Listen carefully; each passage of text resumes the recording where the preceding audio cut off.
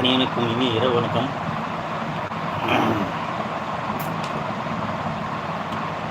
வழக்கம் போல் ஜோக் சொல்லி ஆரம்பிச்சிருவோம்.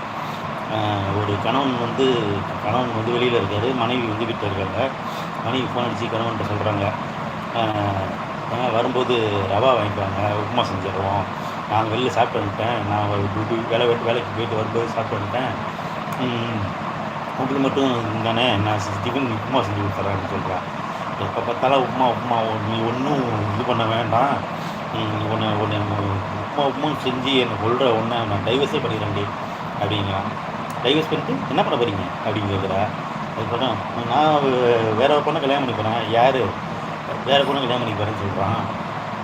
உடனே அவள் சொல்கிறா, யார்? அந்த ஃபேஸ்புக்கில் பேசிகிட்டு இருக்கீங்க சந்தியா, அவளையா அப்படின்னு கேட்குறான்.